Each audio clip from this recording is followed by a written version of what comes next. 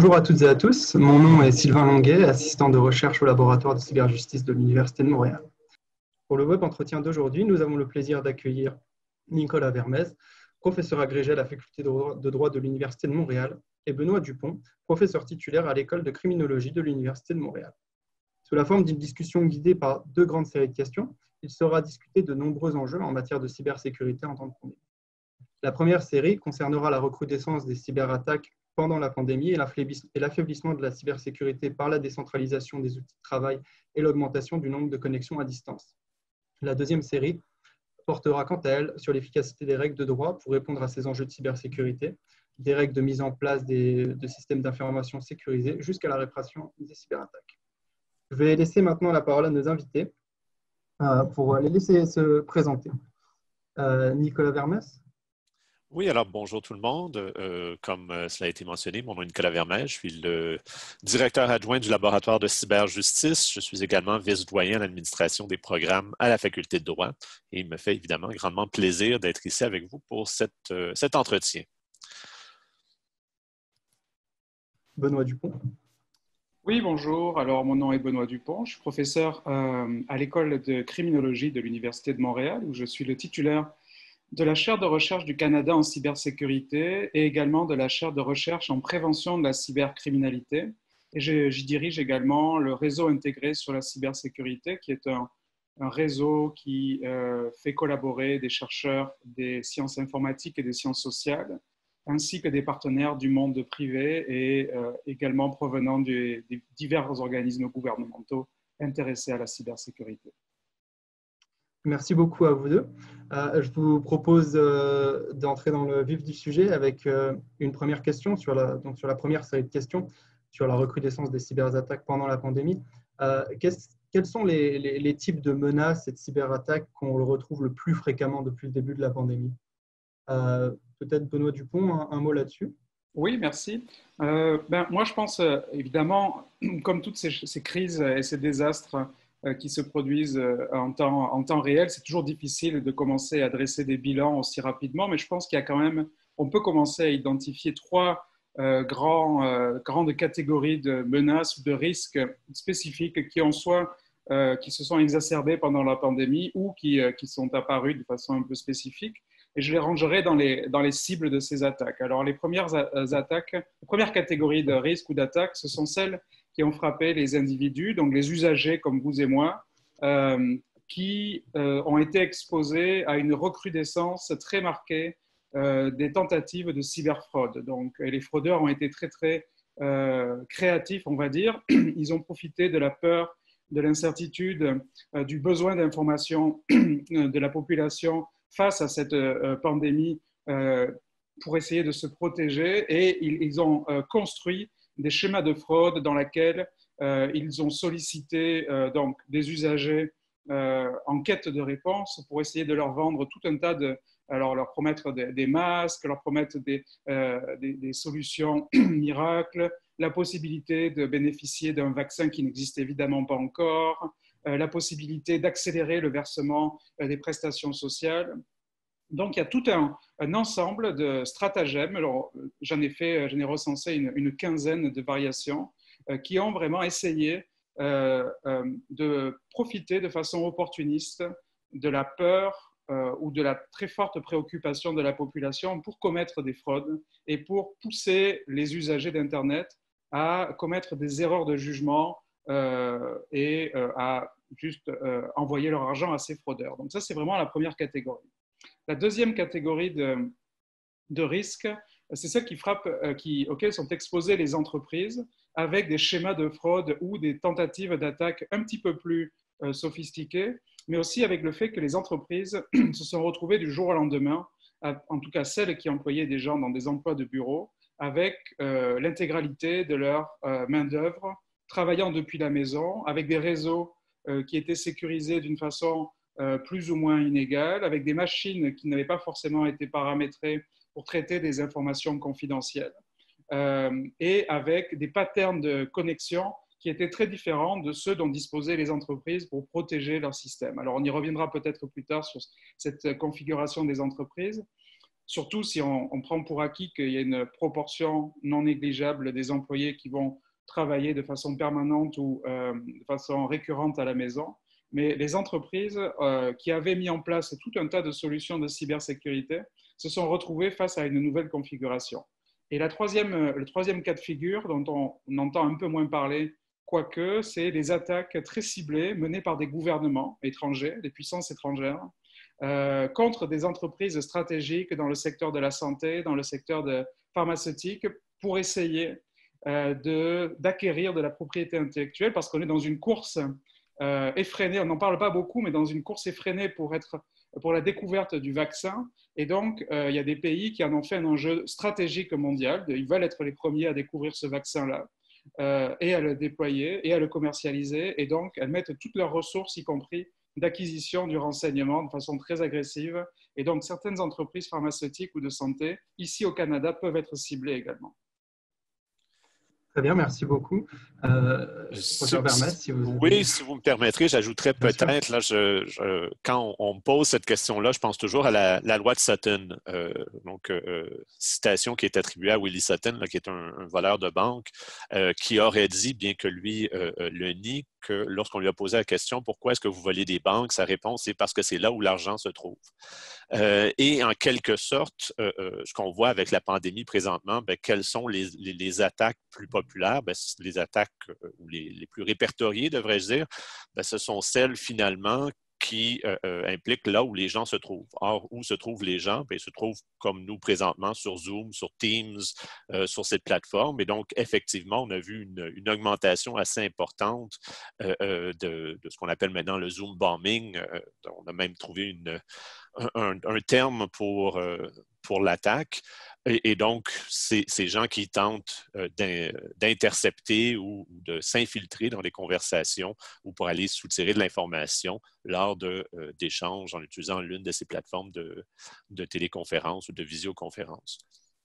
Puis, mais tout ça revient à dire, en fait, que veulent obtenir les gens finalement? Puis, bon, je rebondis sur ce que Benoît a dit, parce que lorsque vous avez posé la question, vous allez dire, quelles sont les menaces? Mais en fait, les menaces demeurent les mêmes. Hein? Les menaces, qu'est-ce que c'est? C'est que quelqu'un va divulguer une information qui ne devrait pas être divulguée, quelqu'un va modifier une information qui ne devrait pas être modifiée, ou quelqu'un va détruire une information qui pourrait nous être utile. Donc, ces menaces restent les mêmes, mais comme l'a très bien exposé Benoît, c'est vraiment dans comment ces menaces-là sont, comment les attaques sont perpétrées, qui est quelque peu différent de ce qu'on voyait avant le déclenchement de la pandémie. Merci beaucoup. C'est vrai qu'on a deux approches qui se rejoignent et qui sont très intéressantes, très complémentaires. Comment se passe en fait le processus de détection en fait de la compromission d'un système d'information, ou comment on peut finalement savoir qu'on a été victime d'une cyberattaque?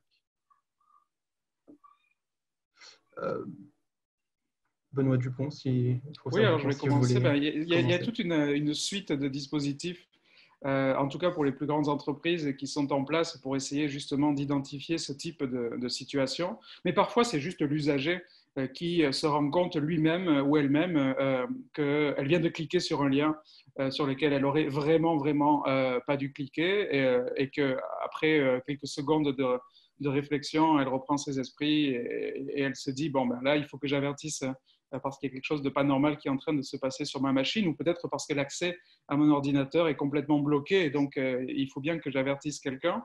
Donc ça, c'est la configuration où vous avez l'usager qui s'en rend compte lui-même et donc qui avertit l'équipe de sécurité. Vous avez d'autres cas, des attaques plus sournoises dans lesquelles c'est l'équipe de sécurité qui, avec des outils qui sont de surveillance, qui sont implantés sur les machines, des pare-feux, des logiciels pour stopper l'exfiltration des données, pour journaliser les communications et regarder qui tente d'accéder à quoi.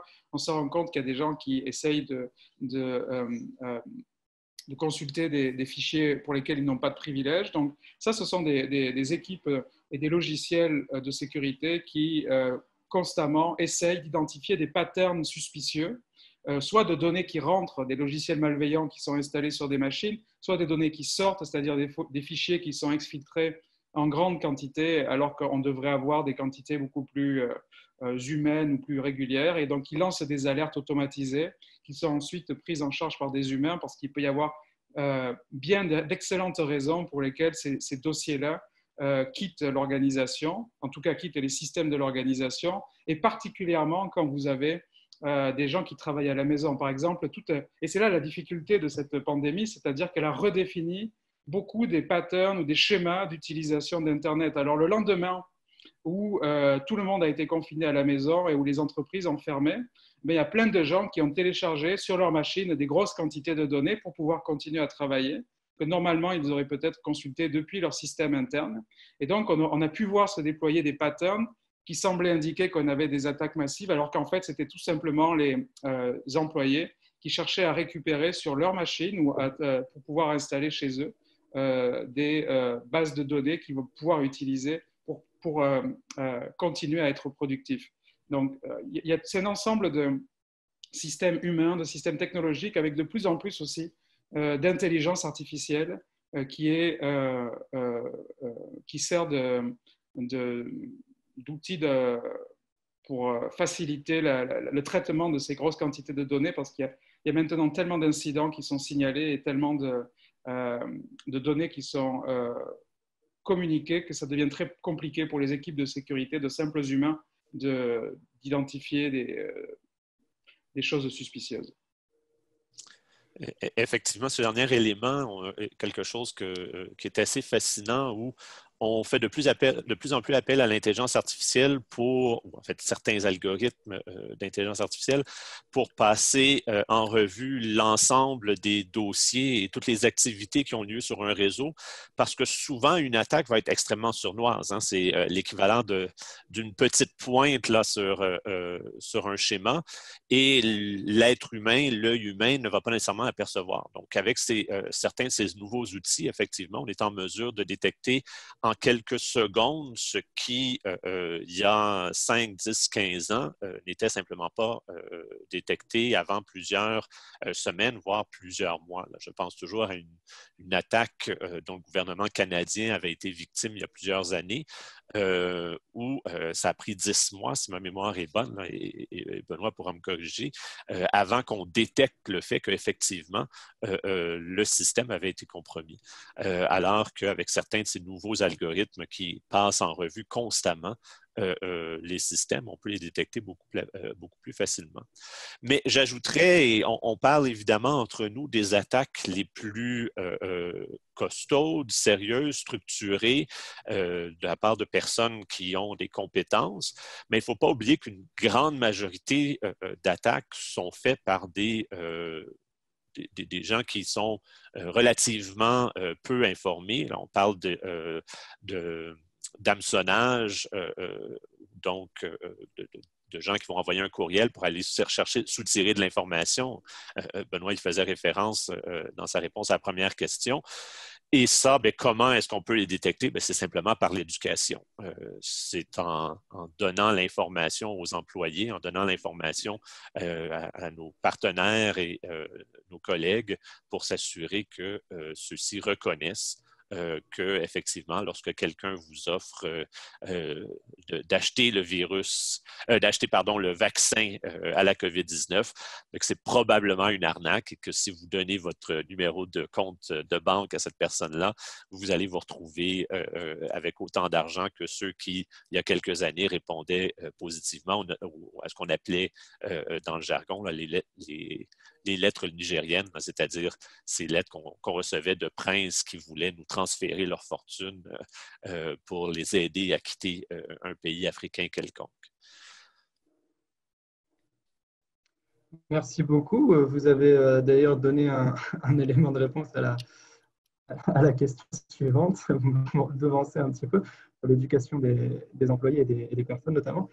Justement, c'est la question, quel conseil, quelle pratique on pourrait donner aux entreprises ou aux particuliers, puisque on se rend compte qu'il y a beaucoup de cyberattaques qui touchent des particuliers. qui sont moins élaborés, mais qui font quand même du dégât. Alors, que ce soit pour les entreprises ou pour les particuliers, quels conseils on pourrait donner pour sécuriser certains services qui sont essentiels et dont l'accès se fait essentiellement en ligne, en réalité? Qui veut commencer? Je vous laisse le choix. Je vais laisser Nicolas commencer cette fois-ci. Ça marche. Ah, ben, en fait, je dirais le principal, puis là c'est le juriste qui parle, le principal conseil, c'est de bien évaluer qui devrait avoir accès à quelle information. Ce que l'on constate, c'est que, et on y faisait référence tout à l'heure, bien des entreprises, parce que les gens font du télétravail, bien, on donne accès au réseau à distance et là, on a accès à tout le réseau, ou bien les gens ont téléchargé ou ont copié énormément d'informations pour les ramener sur leur poste à la maison qui ne sont pas sécurisés aussi bien que le poste de l'entreprise, qui ont peut-être des versions dépassées de Windows ou d'iOS ou peu importe. Et donc, finalement, cette information-là n'est pas en aussi grande sécurité qu'elle le serait si elle était gardée sur les serveurs et consultée uniquement sur des postes de travail au sein de l'entreprise. L'une des règles en sécurité, c'est l'information qui est la mieux protégée, c'est celle que vous n'avez pas. Hein? Si je n'ai pas une information, je ne peux pas m'en faire voler, je ne peux pas la divulguer à quelqu'un erronément. Donc, une façon de procéder, c'est justement limiter les accès et s'assurer que les gens n'ont accès qu'à l'information à laquelle ils ont besoin. Ensuite, bien, comme vous avez dit, je me suis devancé quelque peu. On parle de formation, on parle d'information. Et faire un audit tout au moins sommaire des outils et des systèmes qui sont utilisés par vos employés. Dans certains cas, c'est peut-être préférable de payer un employé à rien faire que de laisser cette personne-là consulter des documents sur un ordinateur qui fonctionne encore sur Windows XP, par exemple. Donc, puis bon, ça fait sourire certaines personnes lorsque je dis ça, mais je vous rappelle qu'il y a 2 ans à peine, avec le rançongiciel WannaCry, ben, c'était une faille dans Windows XP qui a été exploitée et c'est le système de justice du Brésil, c'est le système de santé du Royaume-Uni, c'est différents organismes publics partout à travers le monde qui ont été affectés. Donc, il y a encore énormément d'entreprises et d'organismes qui opèrent des systèmes qui ne sont plus supportés et donc qui ont des failles de sécurité importantes. Et on peut présumer que c'est la même chose et souvent c'est pire dans nos domiciles puisqu'on n'a pas notamment de support informatique à la maison, d'experts qui peuvent venir regarder notre système et nous dire « oui, ça va, vous avez bien protégé le tout ». Oui, je rajouterais peut-être 2 ou 3 petits éléments. Sur le plan technique, je pense qu'il y a beaucoup d'organisations qui ont été déstabilisées par le passage au travail à la maison aussi rapide, aussi brusquement, et donc qui ont mis en place des solutions, notamment d'info nuagique, pour donner accès à leurs employés, sans vraiment activer probablement toutes les solutions de sécurité. Alors, par exemple, on va nommer personne, mais les 3 grandes solutions d'info nuagique disponibles offrent leurs services à beaucoup d'entreprises, mais qui ne tirent pas, alors qui payent des licences, mais qui ne tirent pas profit des solutions de sécurité comme l'authentification multifacteur, bien qu'elles disposent de la technologie de par les contrats qu'elles ont souscrits. Donc, je pense qu'il y a quand même quelques efforts qui peuvent être faits de ce côté-là, à peu de frais, pour justement bénéficier de toutes les technologies de protection, parce que je pense plus particulièrement aux PME qui n'ont pas forcément des très très grandes équipes de cybersécurité qui se disent « mais moi, tous ces conseils-là ne s'appliquent pas à moi parce que je n'ai pas 50 employés qui ne peuvent se consacrer qu'à sécuriser les systèmes des personnes qui travaillent à la maison ». Donc, je pense qu'il y a déjà, sur le plan technique, des petites mesures qui peuvent être prises, qui sont peut-être un petit peu gênantes les premiers jours parce que les gens doivent s'adapter, mais qui, sur le long terme, parce que je crois qu'on est vraiment dans cette situation-là pour de nombreux mois, si ce n'est plus, vont porter fruit. Et le deuxième élément, c'est celui que Nicolas soulignait, celui de la sensibilisation. C'est-à-dire que, et parfois, les gens se trouvent dans des situations insolubles, c'est-à-dire on a un seul ordinateur à la maison, mais on a des enfants qui doivent faire leurs cours, faire des Teams aussi avec leurs enseignants ou qui doivent réaliser des travaux. Et donc, la même machine, qui est une machine qui sert une partie du temps pour le travail, peut également être utilisée pour des activités scolaires ou des activités de jeu pour bien occuper les enfants. Et donc, l'idée, c'est d'expliquer aux gens de façon simple, dans un langage accessible, quelles sont les 4 ou 5 mesures qu'ils peuvent prendre pour essayer justement de réduire leur exposition au risque, de minimiser les risques, en leur expliquant, en les responsabilisant, mais sans non plus faire peser sur eux. Il ne s'agit pas de se décharger de la responsabilité sur eux, parce que c'est complètement inégal pour eux. Ils seront toujours dans une situation d'infériorité par rapport aux fraudeurs, mais d'essayer de leur expliquer les bonnes règles de ce qu'on appelle l'hygiène numérique. Et je pense que justement, c'est une bonne occasion, cette pandémie, pour essayer d'accélérer un petit peu les campagnes de prévention de la part des gouvernements, de la part des entreprises, parce qu'on l'a déjà mentionné 2 ou 3 fois, mais 90% des attaques dont on parle sont des attaques très, très faiblement sophistiquées sur le plan technologique. Donc, c'est l'humain qui va nous sauver. Et puis, je n'aime pas dire que l'humain est le maillon faible, c'est le maillon fort. Mais il faut qu'on investisse dans ce maillon fort-là pour qu'il puisse produire les résultats qu'on attend. Donc, je pense que les entreprises, les gouvernements, et c'est peut-être l'AMF, par exemple, a fait une campagne au début de la pandémie pour essayer de sensibiliser la population aux fraudes dont elle allait pouvoir être victime. Mais je pense qu'il y a beaucoup, beaucoup plus d'efforts qu'on pourrait faire de ce côté-là, parce que la situation est vraiment est assez unique. Merci. Je pense notamment aux organes qui sont en charge de la cybersécurité. Je pense à l'ANSSI en France, je pense à je ne sais plus l'intitulé exact, mais du Conseil de commissariat de cybersécurité au Canada, qui donne des lignes directrices, qui donne des conseils pour les personnes. Alors, par exemple, pour l'ANSSI, ça se traduit par un guide de l'hygiène numérique qui fait de mémoire 160 pages, qui n'est pas forcément accessible au grand public, alors que son homologue canadien fait des fiches pratiques qui sont tout à fait accessibles. Donc, est-ce qu'il n'y a pas aussi un effort d'accessibilité et vraiment de vulgarisation du discours? Je rejoins totalement. Et est-ce que ce serait possible de simplement donner des pistes pour que les choses soient plus accessibles? Oui, je pense qu'effectivement, vous avez mis le doigt sur la déconnexion entre les besoins des gens qui ont un temps, surtout en une période pareille, très limitée à leur disposition, une attention, je veux dire limitée, parce qu'ils ont plein de choses à gérer.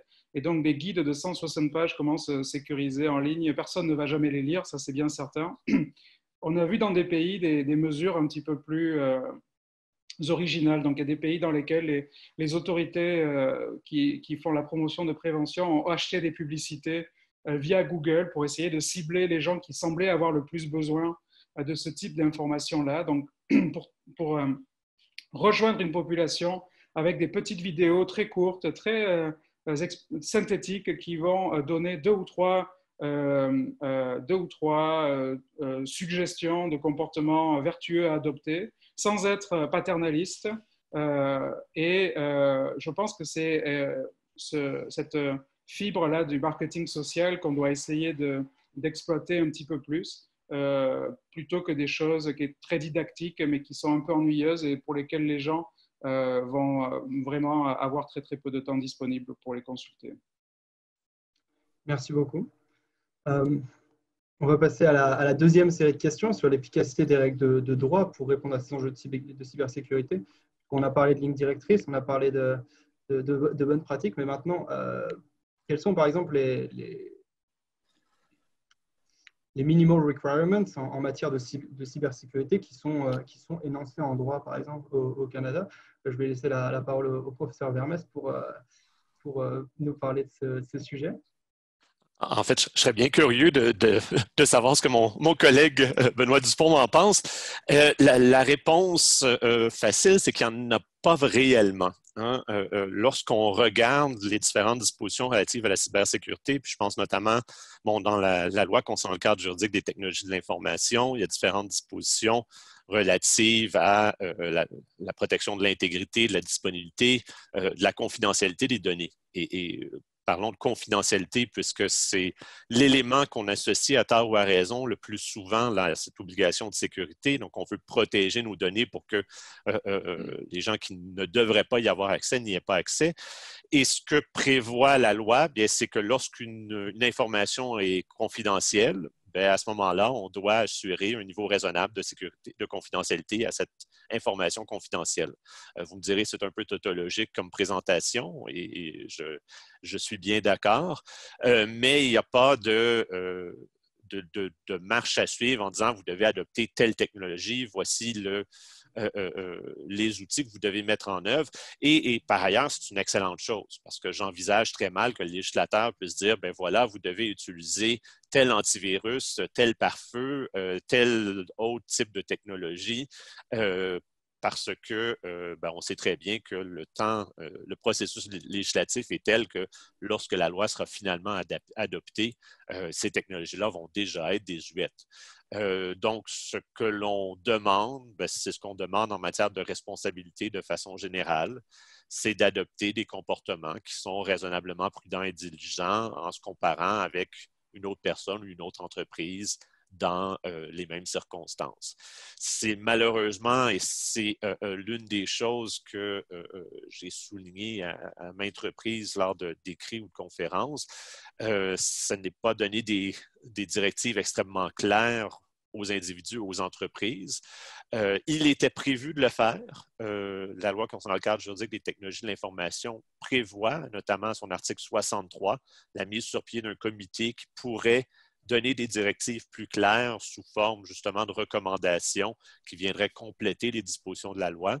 Ce comité-là, malheureusement, a été mis sur pied en 2010, si ma mémoire est bonne, avait un mandat de 3 ans et le résultat a été qu'ils n'ont pas eu le temps durant leur mandat notamment d'écrire ces documents. Donc, des lignes directrices claires présentement d'un point de vue juridique, il n'y en a pas.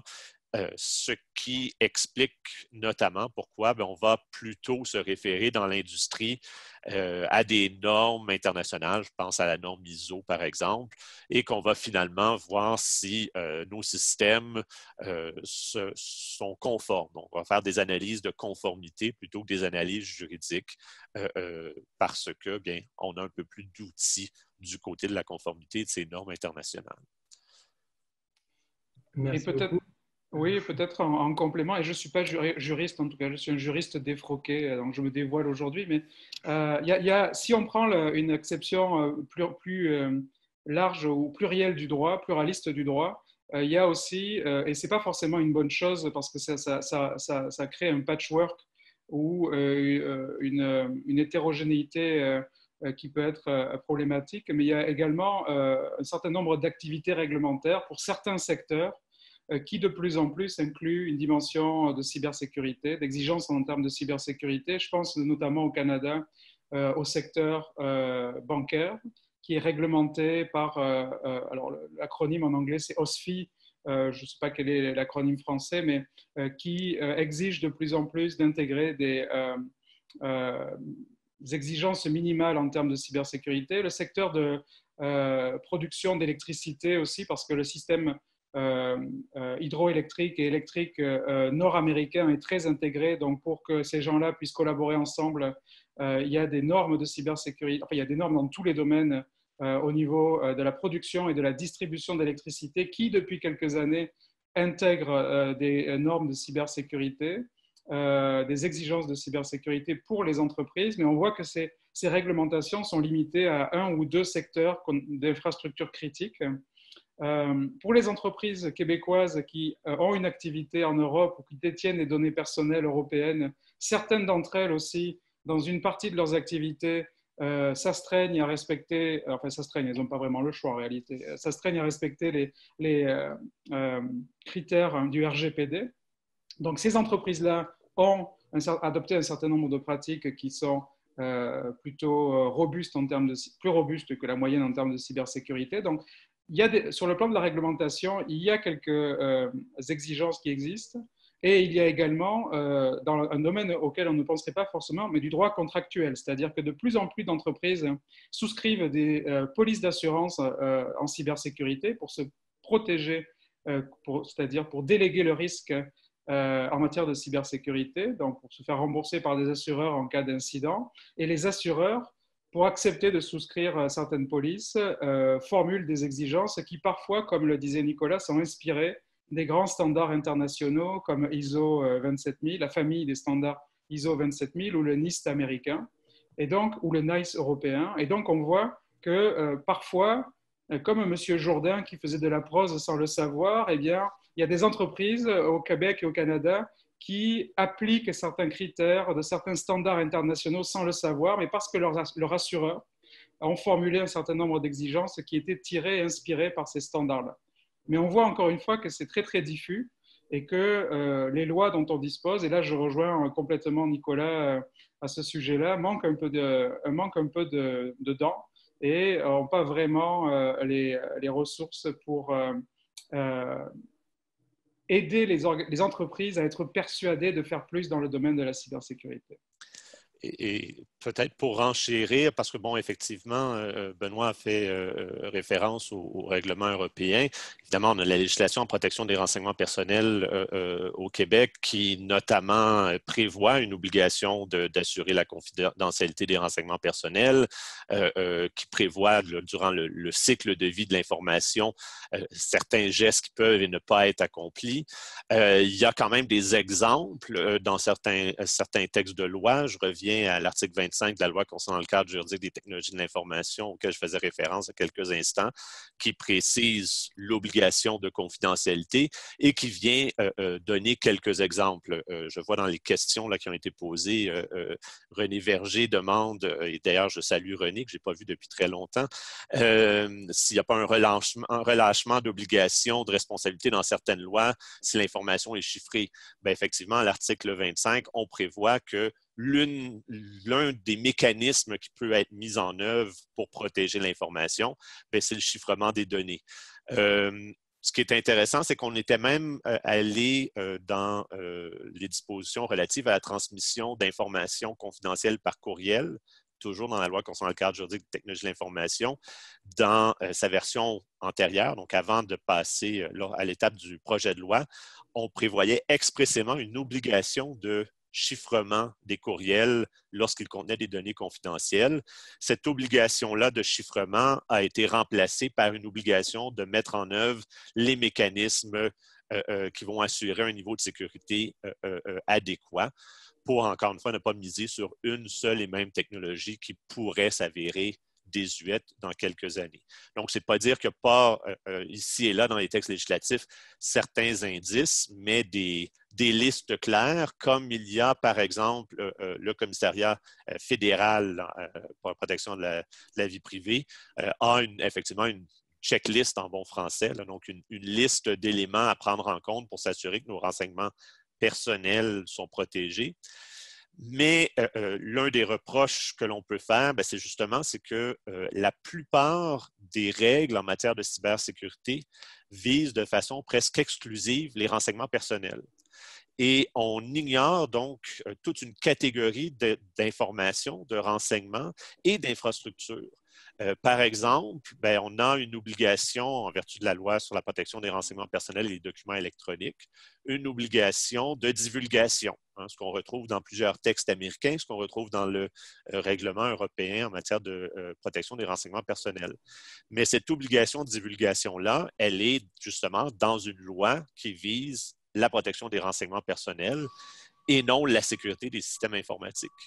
Et donc, il y a plusieurs types de données qui ne sont techniquement pas visés par ces dispositions, bien qu'il y aurait des arguments à faire de dire par la bande, on pourrait les invoquer dans certaines circonstances. Merci beaucoup.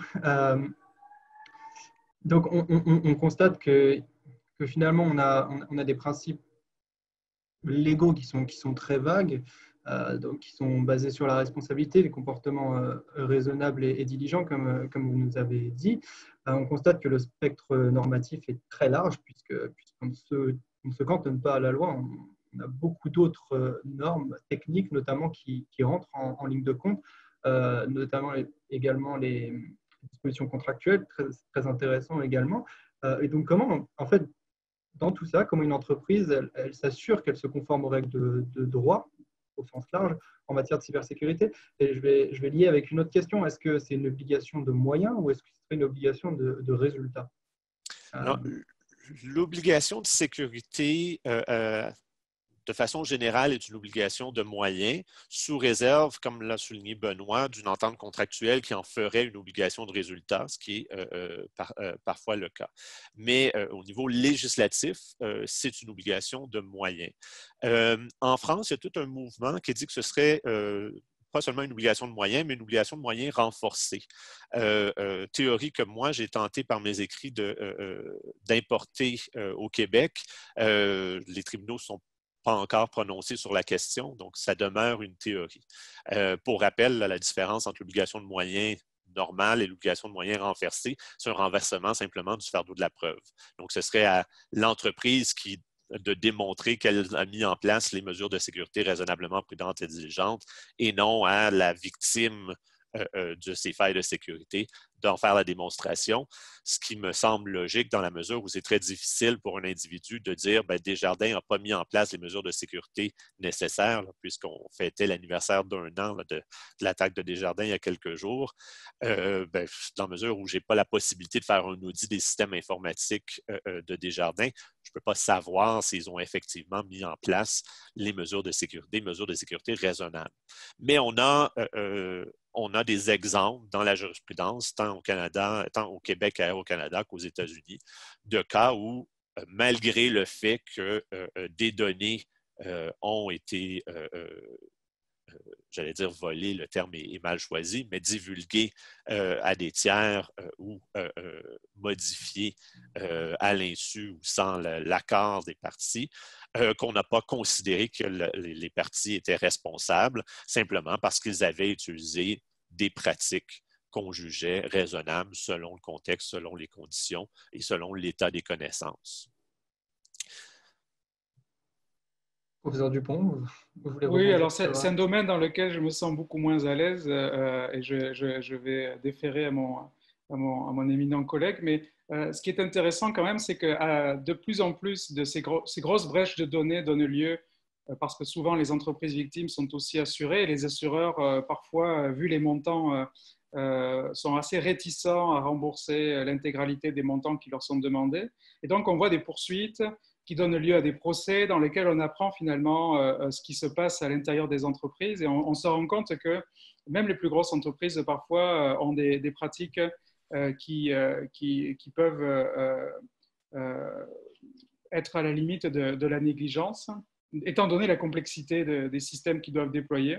Donc, je crois que votre question, ce qu'elle dit de façon sous-jacente, sur quoi elle nous questionne réellement, c'est mais quels sont les moyens que nous avons à notre disposition, nous, simples citoyens ou simples consommateurs, pour nous assurer que ces organisations et ces entreprises qui gèrent des systèmes d'une complexité incroyable et dont certains d'entre eux sont sous-traités à des entreprises encore plus grosses comme les GAFAM pour leurs services d'info nuagique, mettent réellement en place les solutions les plus appropriées en matière de sécurité pour protéger ce qui reste quand même nos données personnelles qu'on ne peut pas si facilement que ça remplacer. Et je pense qu'on est à un moment en charnière dans lequel on va devoir se poser la question de l'adéquation des outils juridiques à notre disposition pour justement assurer cette protection de la population et essayer d'imaginer ou de mettre en œuvre notre créativité et la créativité de mes collègues juristes pour essayer d'imaginer des solutions à très grande échelle qui vont pouvoir s'assurer que c'est les entreprises qui détiennent nos données personnelles et qui gèrent ces systèmes-là vont réellement mettre en place des moyens et qu'on va pouvoir vérifier que ces moyens-là sont suffisants de ce qu'on connaît de l'état de l'art, parce que c'est un domaine aussi dans lequel l'attaquant est toujours très créatif également et ne se repose jamais sur ses lauriers. Donc, ce qui peut être l'état de l'art aujourd'hui et la meilleure pratique dans l'industrie de la sécurité peut être défait en quelques minutes par l'invention d'un hacker ou d'un attaquant qui va détecter une nouvelle vulnérabilité que personne ne connaît et qui va justement mettre tout ce système à mal. Et justement, ça amène à la question suivante. C'est vrai qu'on parle beaucoup de la sécurisation par les acteurs des systèmes d'information, mais il faudrait également aborder les poursuites prévues contre les cybercriminels, puisque finalement, il n'y a pas seulement des poursuites prévues contre les personnes qui n'auraient pas assuré un niveau de sécurité suffisant, mais quelles sont, dans le cadre d'une cyberattaque, quelles sont les poursuites qui sont prévues pour ces cybercriminels? Puis ça rejoint d'ailleurs, là, je regarde toujours la liste des questions, une question qui est posée par Pierre Chagnon, que je salue également. J'ai l'impression que j'ai des gens que je connais bien qui nous posent des questions faciles pour accentuer le débat ou les discussions. Mais blague à part, en fait, il y a principalement 3 dispositions du Code criminel que l'on peut invoquer là, en matière de ce qu'on appelle communément les crimes informatiques liés à la sécurité.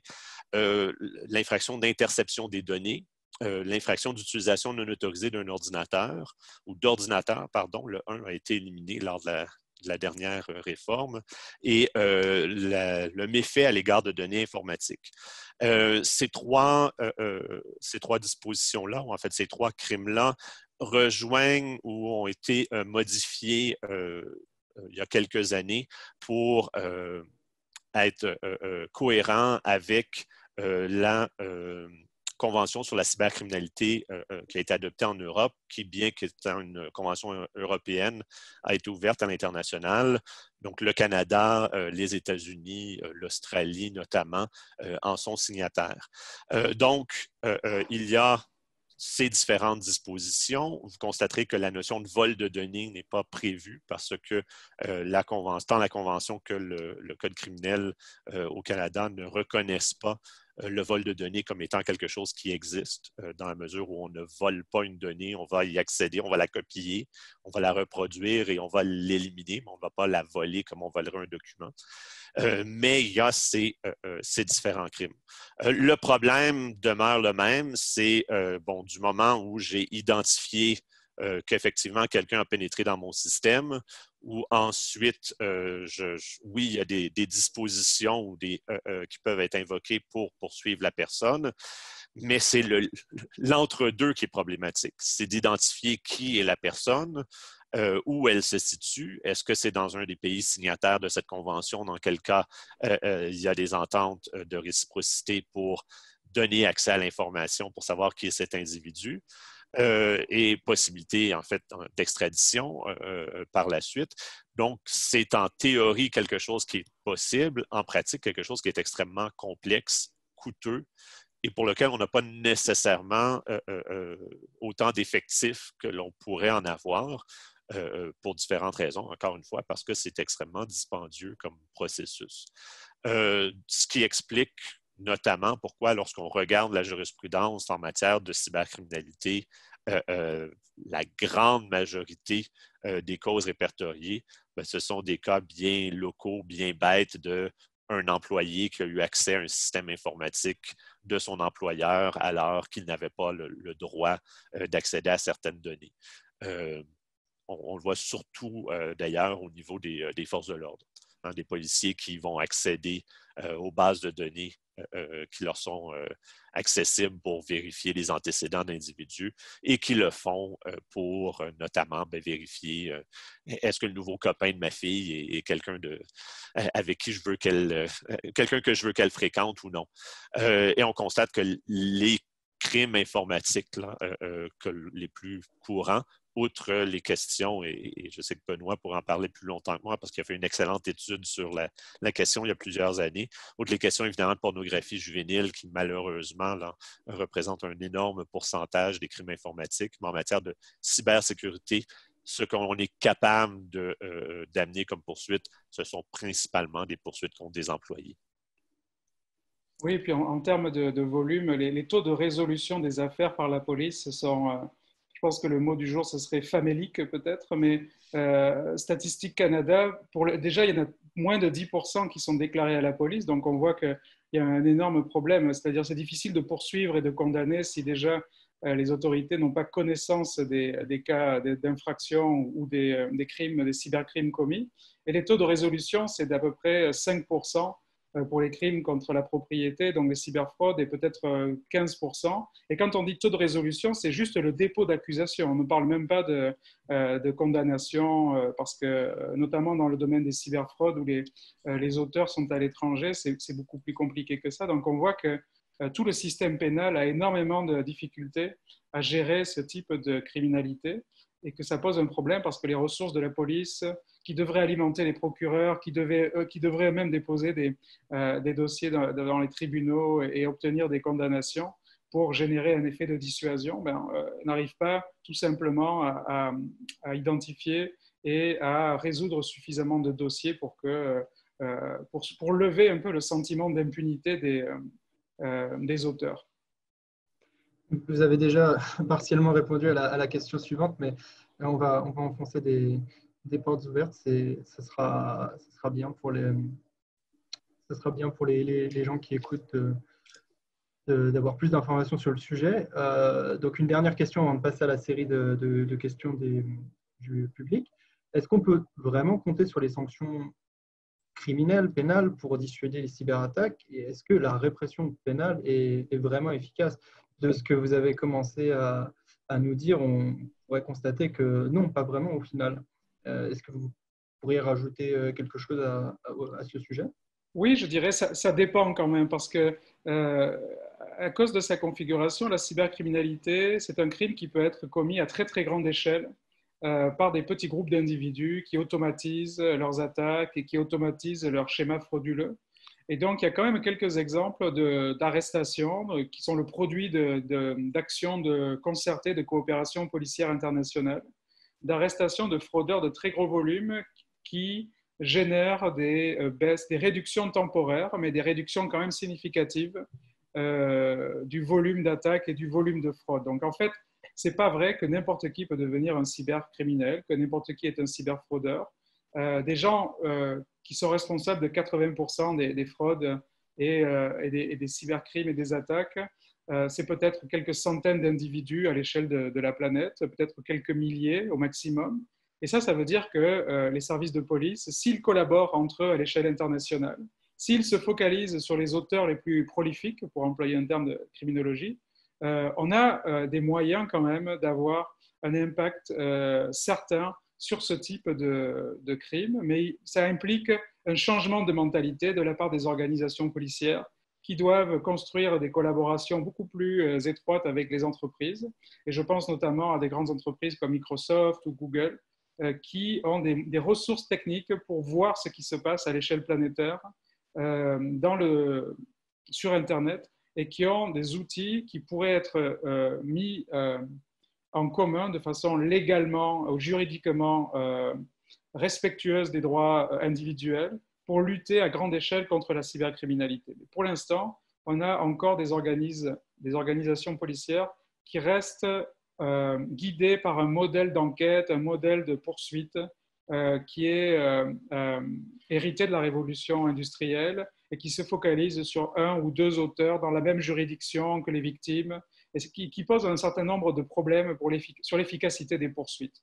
Donc, juste pour résumer, mais il y a des pays qui ont montré qu'on pouvait avoir. Les États-Unis sont très dynamiques et très agressifs dans ce domaine-là. Évidemment, ils ont beaucoup plus de ressources que nous, mais je pense qu'à l'échelle nationale, on peut quand même faire des choses intéressantes. En Europe aussi, il y a des initiatives très, très intéressantes de la part d'Europol, qui fédèrent, auxquelles le Canada participe, et qui mènent à des opérations très intéressantes. Et je pense qu'il faudrait juste intensifier ce type de collaboration, l'évaluer et essayer de comprendre quels sont les résultats bénéfiques qui en résultent.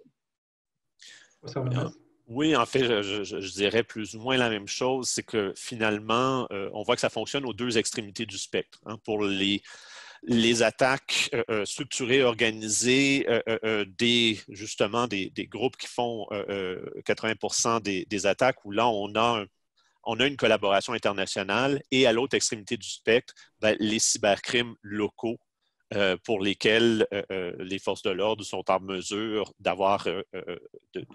d'identifier et d'arrêter la personne en question parce qu'elle est dans la même juridiction. Et c'est effectivement ce qui ressort de la jurisprudence. Ce sont ces deux extrémités du spectre, ces types de crimes et d'attaques qui sont celles qui sont allées devant les tribunaux. Merci, on va passer maintenant à la phase de questions-réponses avec le public. Alors, avec une première question de René Verger. Pensez-vous que le projet de loi 64 québécois est une bonne chose pour le Québec en nous rapprochant du RGPD? Je vous dirais à la fois oui et non. Oui, dans le sens où, de toute façon, on n'a pas vraiment le choix, à mon avis, de se rapprocher du RGPD. Si les États-Unis ne peuvent résister, je vois mal comment le Québec pourrait le faire, d'une part. Donc, au-delà de voir si c'est une bonne chose ou non, je pense que c'est inévitable. Ensuite, pour ce qui est de est-ce que se rapprocher du RGPD est une bonne ou une mauvaise chose, je dirais, je suis fasciné par le fait que plusieurs personnes considèrent que le RGPD est un règlement qui est révolutionnaire. Lorsqu'on regarde le texte du RGPD et qu'on le compare à la directive de 95, soit il y a évidemment une certaine évolution, soit on a mis un peu le texte au goût du jour, on parle d'intelligence artificielle, de droit à l'oubli, des choses qui n'étaient pas dans la directive de 95, mais le changement le plus fondamental dans le RGPD, à mon avis, par rapport à ce qui était préexistant, et en fait, je sais que Sylvain, c'est l'un de vos champs d'expertise, donc je vous invite à vous prononcer aussi, c'est que finalement, on a augmenté de façon assez significative les pénalités pour les gens qui ne respectent pas la loi. Et ce qui fait qu'une entreprise qui aurait payé 100 000 € il y a 5 ans, maintenant, pour la même contravention, en fait, pour le même geste fautif, va devoir payer quelques centaines de millions d'euros. Donc, je pense que la plus grosse différence est là. Donc, oui, mettre notre loi au goût du jour, je pense qu'il y a nécessairement des changements à apporter, notamment parce que les lois québécoises en matière de protection des renseignements personnels sont encore très axées sur le physique. Hein? Je regarde tant la loi dans le secteur privé que la loi sur l'accès, où on constate que ce qu'on dit aux gens, c'est que vous ne pouvez pas mettre vos données à l'extérieur du Québec. Vos données ne peuvent être à l'extérieur du Québec, à moins d'être en mesure de démontrer là, que les données sont protégées de façon adéquate. Mais aujourd'hui, ce n'est pas la situation géographique d'une donnée qui est importante, c'est qu'il peut y avoir accès. Donc, même si ma donnée est située au Québec, si elle est hébergée sur un serveur qui appartient à une firme d'un autre État et qui donne accès à quiconque dans cet État, vous aurez compris que ce n'est pas plus en sécurité simplement parce que la donnée est au Québec. Donc, oui, il y a du bon, il y a du mauvais au fait de se rapprocher du RGPD, mais je pense que dans tous les cas, c'est inévitable dans la mesure où le RGPD, l'Europe est en train d'imposer au niveau international une vision de la protection des données. Peut-être, je trouve intéressant cette discussion-là parce que ce projet de loi, je pense, surgit de façon inopinée. Enfin, on savait qu'il venait, mais on avait peut-être mal pris la mesure notamment des pénalités qui seraient suggérées à l'intérieur de ce projet de loi qui se rapproche effectivement du RGPD, qui risque d'entraîner le reste du Canada aussi, parce qu'il y a également des projets en discussion au niveau fédéral et dans certaines provinces. Ceci dit, je trouve que c'est très bien, moi, d'avoir des pénalités comme ça, assez significatives. Ça envoie un signal fort aux entreprises que ce n'est pas une loi purement déclarative, mais c'est une loi qui produit des conséquences réelles pour peu qu'on la fasse appliquer. Et ce qu'on a découvert avec le RGPD, c'est que malgré l'énormité des sanctions possibles, on voit qu'il y a quand même beaucoup de réticence de la part des régulateurs de réellement imposer ces amendes et que ça fait un peu plus d'un an que le RGPD est en application réelle et on se rend compte qu'il y a quand même encore beaucoup de résistance à ce qu'il soit appliqué, et également que les régulateurs nationaux qui sont responsables de l'application sur le terrain n'ont pas toujours les compétences ou les expertises requises pour pouvoir actionner ces mécanismes coercitifs. Donc il faut quand même, c'est bien d'avoir des lois qui sont coercitives et des lois qui peuvent pousser et qui ont les outils, les instruments nécessaires pour pousser les entreprises à modifier leur comportement pour le meilleur. Encore faut-il que ceux qui sont chargés de faire appliquer ces lois aient les ressources nécessaires et l'expertise technique nécessaire dans ce cas-là pour pouvoir justifier l'application de ces pénalités. Je voudrais simplement rebondir sur ce que vous dites en disant qu'effectivement, il faut que les organismes aient les ressources nécessaires, mais il faut également que les personnes qui ont des droits, qui peuvent faire valoir ces droits, les fassent valoir pour pouvoir enclencher des poursuites également. Et on s'est rendu compte avec le RGPD que la CNIL, par exemple, avait reçu beaucoup plus de plaintes depuis que le RGPD était en vigueur. Pourquoi ? Parce que les personnes étaient plus attentives aux droits qu'elles avaient sur leurs données et qu'elles étaient plus enclines à les faire appliquer devant la CNIL, par exemple. Donc, je pense qu'il y a également ce facteur qu'il ne faut pas négliger, que c'est aussi aux gens eux-mêmes de prendre l'initiative de déclencher les poursuites pour pouvoir faire appliquer ces sanctions, puisque sinon, comme vous le disiez, il y a des réticences à faire appliquer ces sanctions et on voit, par exemple, avec les sanctions du RGPD qui sont un maximum, qui sont plafonnées en réalité. La CNIL ne va pas forcément donner ces sanctions-là, elle va peut-être donner moins. Donc, je pense que c'est toute une conjugaison de facteurs à prendre en compte et c'est vraiment une discussion qui pourrait faire l'objet d'une discussion à part entière et qui est très intéressante. Et si vous souhaitez rajouter quelque chose ou alors je passe à la question suivante. Non, passons à la question suivante parce que je vois le temps filer. Là, puis... Ça marche. Concernant le commentaire que les lois protègent souvent les renseignements personnels et non les systèmes ou autres types de données, ne pensez-vous pas que le fait que les renseignements personnels se trouvent partout, car il est impossible d'accéder à tout type d'informations sans un minimum de renseignements personnels présents, protège l'ensemble des données adéquatement? Ben, en fait, c'est un peu ce à quoi je faisais référence lorsque j'ai dit que finalement, ces autres renseignements et les systèmes étaient protégés par la bande. C'est qu'effectivement, dans la mesure où la définition de ce qu'est un renseignement personnel est tellement large et que finalement, presque tout peut être considéré un renseignement personnel, là, et là, je fais référence aux écrits de mon collègue Pierre Trudel ou d'Héloïse Gratton, qui critiquent cette définition du renseignement personnel qu'ils considèrent justement beaucoup trop large. Bien, on retrouve des renseignements personnels partout. Donc, effectivement, je pourrais, en tant qu'entreprise, invoquer que mon secret commercial, par exemple, qui aurait été volé par un tiers ou auquel un tiers aurait eu accès parce que la personne qui héberge mes données ne les a pas suffisamment bien protégées. L'entreprise, techniquement, n'aurait pas d'obligation de divulgation à mon égard parce que c'est un secret commercial et non un renseignement personnel, en supposant évidemment que je n'ai pas été assez sage pour insérer une telle clause dans notre entente contractuelle. Donc, n'aurait pas l'obligation de le faire. Par contre, aurait l'obligation de divulguer s'il y a des renseignements personnels qui étaient sur ces mêmes serveurs, qui ont été rendus, qui ont été également communiquer à un tiers de façon illicite ou auquel un tiers aurait pu accéder de façon illicite. Donc, si je suis chanceux et que mon secret commercial est sur le même serveur et dans les mêmes fichiers que des renseignements personnels, ben, je vais avoir l'information par la bande. Mais s'il n'y a que des informations qui ne sont pas des renseignements personnels, ce que j'avoue est relativement rare, ben, il est fort possible, probable, que je n'ai pas cette information. Puis, si j'ai accès par la bande, tant mieux. Puis ça me fait penser un peu, au Canada, c'est assez récent, là, cette obligation de divulgation. Aux États-Unis, elle existe depuis beaucoup plus longtemps.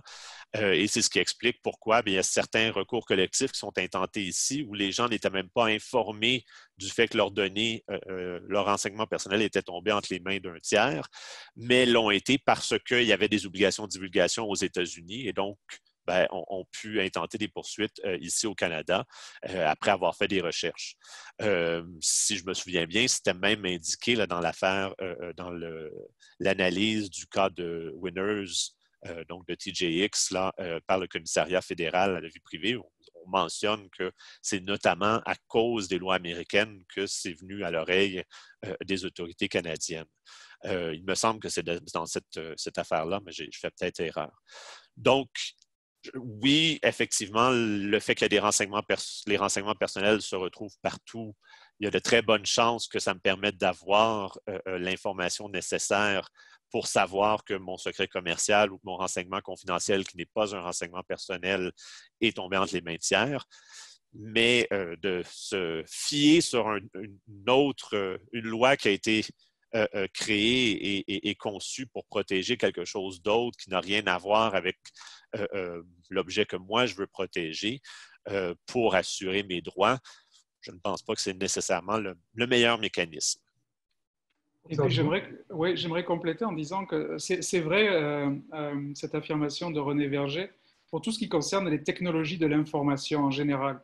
Mais il y a un domaine émergent qui est de plus en plus intensivement utilisé, qui s'appelle les technologies opérationnelles, c'est-à-dire toutes les technologies, tous les objets connectés qui permettent à nos infrastructures critiques et essentielles de fonctionner. Donc Hydro-Québec maintenant, tout est connecté, les institutions financières, tout est connecté, les pipelines, tout est connecté, le transport, tout est connecté, bientôt les villes seront intelligentes, seront remplies de capteurs.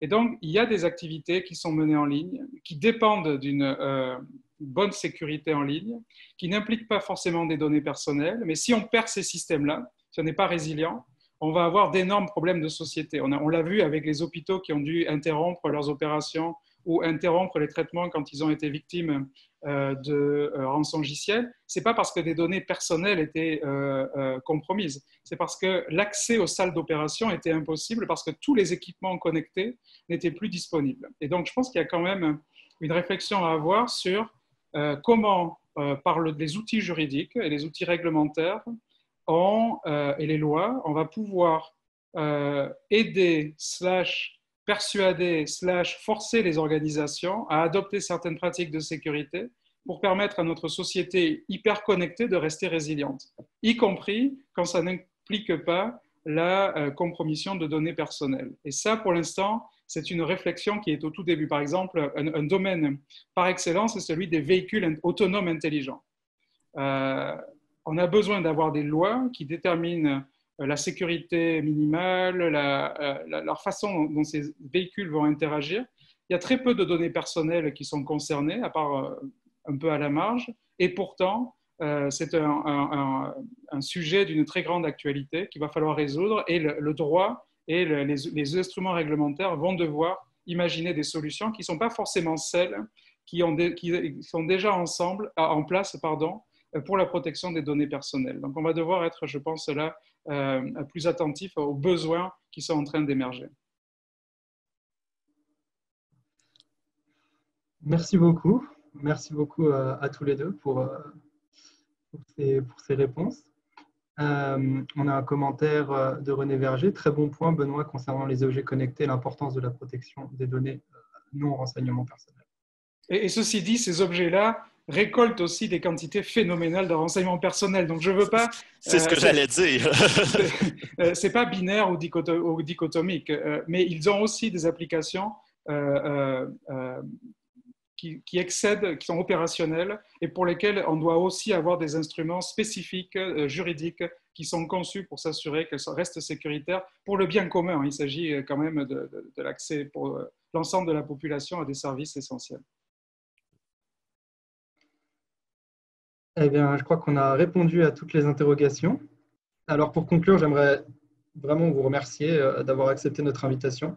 On a assisté à une discussion très intéressante, très enrichissante. Donc, merci à vous, professeur Vermès et professeur Dupont. J'aimerais également remercier le public pour leur participation et leurs questions. Prenez grand soin de vous et de vos proches. Merci et excellente fin de journée.